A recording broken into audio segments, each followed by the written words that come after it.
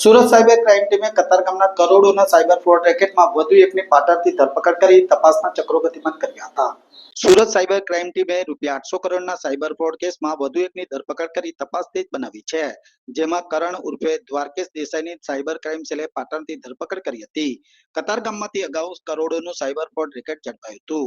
વર્ષ 2025માં 800 કરોડથી વધુનું સાયબર ફ્રોડના રેકેટમાં અગાઉ આરોપીની ધરપકડ કરવામાં આવી હતી. જેમાં આરોપી મિત શાહ, યશ શિંદે, ઋષિકેશ સપકાળ, નિલેશ સોલંકી, પરેશ મોદી, જતીન ઠક્કર, દીપ ઠક્કર આ ગુનામાં સામેલ હતા. આ ગુનામાં અગાઉ 149 બેંક ખાતામાંથી 800 કરોડના ટ્રાન્ઝેક્શનો મળી આવ્યા હતા. જે 800 કરોડના ફ્રોડ રેકેટમાં કરણ દેસાઈનું નામ સામે આવ્યું હતું. જેની સાયબર ક્રાઇમ ટીમે પાટણથી ધરપકડ સાથે વધુ પૂછપરછ કરી હતી. જે પૈકી દ્વારકેશ નામની ફ્રેન્ચાઇઝી કરણ દેસાઈને આપી હતી. જે કરણ દેસાઈએ દ્વારકેશ નામની ફ્રેન્ચાઇઝી મિત શાહને કામ કરવા માટે આપી હતી. આ મિત શાહ સાયબર ફ્રોડથી મળેલું ગેમિંગનું ફંડ ટ્રાન્સફર કરવાનું કરતો હતો. જ્યારે સાયબર ક્રાઇમ સેલની ટીમે આગળની વધુ તપાસ હાથ ધરી હોવાની વિગત જાણવા મળી હતી. 2025માં સાયબર ક્રાઇમ સેલ સુરત શહેર ના દ્વારા એક કતારગામ ખાતે રેડ કરવામાં આવેલ હતી અને એ રેડ દરમિયાન મિત શાહ કરીને એક છોકરા પાસેથી અમે લોકોને 149 બેંક ખાતાઓના વિગત મળી આવેલ હતા.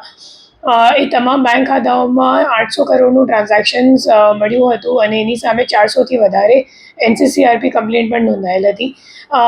આ કેસમાં એક જે નાસ્તા ફરતા આરોપી હતો કરણ દેસાઈ, એમને ગઈકાલે ધરપકડ કરવામાં આવી છે. એમને પાટણ ખાતેથી ટેકનિકલ વર્કઆઉટ કરીને શોધીને અહીંયા લાવવામાં આવ્યું છે.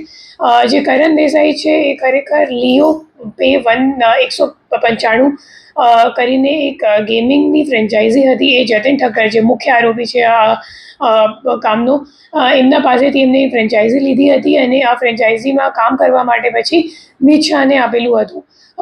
મિત શાહ એમના માટે તમામ જે મ્યુલ અકાઉન્ટ્સ છે એ એકત્રિત કરવાનું કામ અને પછી એ અકાઉન્ટ્સમાં પૈસા ચડાવવાનું કામ અને ટ્રાન્સફર કરાવવાનું કામ મિત શાહ કરતો હતો. અને જે મુખ્ય આરોપી છે અગાઉ પકડાયા છે એમનું નામ છે જતીન ઠક્કર.